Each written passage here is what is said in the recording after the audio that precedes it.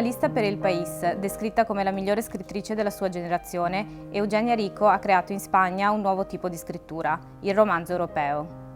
Prima e unica scrittrice spagnola invitata al Writers' Workshop della Iowa University, quest'anno con Gli Amanti, edito da Eliot, Eugenia Rico ha realizzato il suo sogno di pubblicare in Italia, paese dove ha scelto di vivere con la sua famiglia.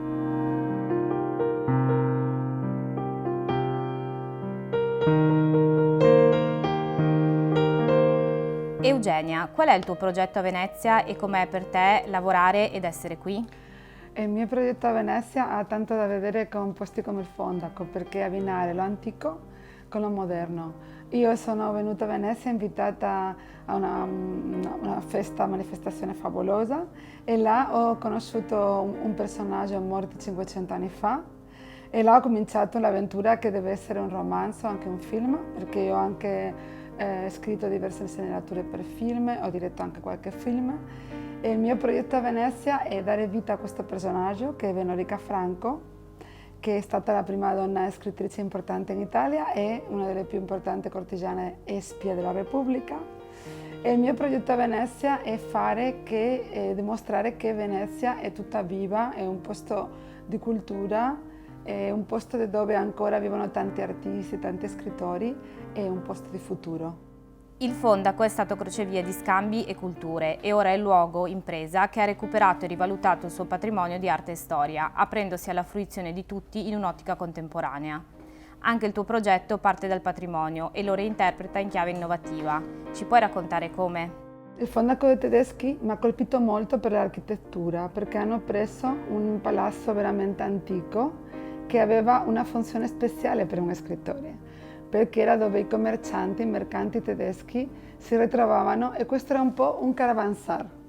Io ho dei relati che si chiamano così, caravanzar, perché questi posti dove i mercanti si erano riuniti si raccontavano le storie. Là si è cominciato a raccontare le mille notte, tante cose. E in quel tempo non c'era differenza fra la cultura e il commercio. E io lo penso ancora adesso. Io penso che la cultura è la risorsa più ricca che abbiamo, no? Quindi per me questo posto è un posto che mi fa sognare. Non solo le meravigliose cose che qua uno può vedere, le storie che sono dietro ogni merce, perché qua non sono le cose che di tutti i giorni, no? Si vedono le cose veramente belle, e la bellezza per me è fondamentale. Il Fondaco dei Tedeschi valorizza il Made in Italy e l'artigianalità. Quanto sono importanti queste dimensioni nei tuoi progetti? Io ho scelto di venire a vivere in Italia perché per me l'Italia, che trasformava tutti i pittori, trasformava gli scrittori, c'era il Grand Tour, diciamo l'obbligo di ogni scrittore importante di passare per Venezia, di passare per Italia, ma sempre la prima tappa era Venezia.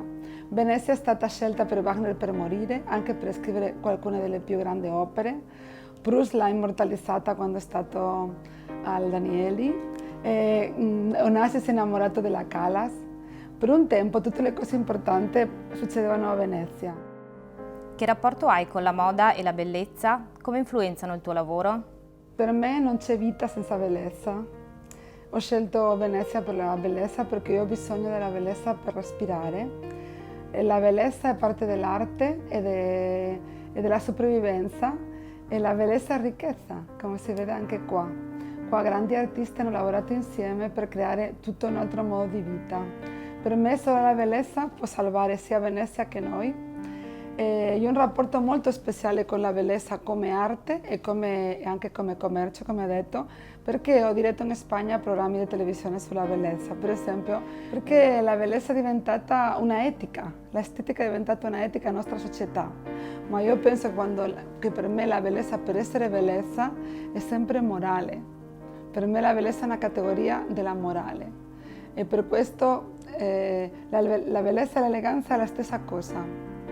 E per questo per me un posto dove si fanno arte, che non è anche utile, che non è anche un posto dove si trovano gli artisti, non può essere. Io ho visto che qua si ritrovano tanti artisti, si fanno tante mostre, è un posto tanto importante il Fondaco dei Tedeschi per la cultura a Venezia. Quello è esattamente il senso che per me ha la parola bellezza. Saint Laurent diceva che il lusso è libertà. Secondo te cos'è il lusso? Saint diceva che l'uso è libertà, io ho detto che l'uso è quello che è unico, quello che non ci sono due uguali. L'uso è quello che non hai a casa, ma l'uso è precisamente averlo a casa. Puoi descriverti in 3 aggettivi? Ok, sempre descriversi in 3 aggettivi è fare a meno di te, no? Perché si può essere descritta in 3 aggettivi che sei poca cosa, però magari lo sono. Io direi che sono coraggiosa, perché ho il coraggio di parlare italiano anche se non è la mia lingua, ed è la lingua che amo di più. Io parlo 5-6 lingue, ma l'italiano è come una musica. È coraggiosa, sincera, perché per me il mio motto è di la verità, di la verità, di la verità. È tutta l'arte, è tutta la bellezza anche per dire la verità.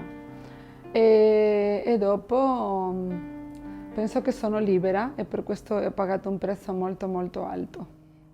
Cosa ti è piaciuto di più di Fondaco dei tedeschi? Cosa ti porteresti con te? La prima cosa che mi piace del Fondaco dei tedeschi è quando uno entra è il profumo.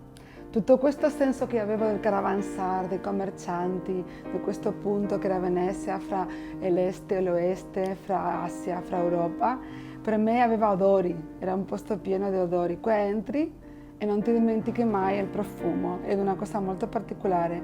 Dopo ti colpisce l'architettura perfetta, questo equilibrio fra il ricordare il passato, con questi per esempio tappeti, no?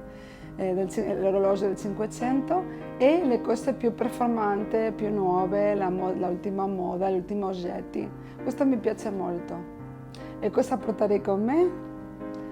Io porterei con me tante cose del Fondaco, soprattutto la bellezza e qualche oggetto veramente di disegno che c'è.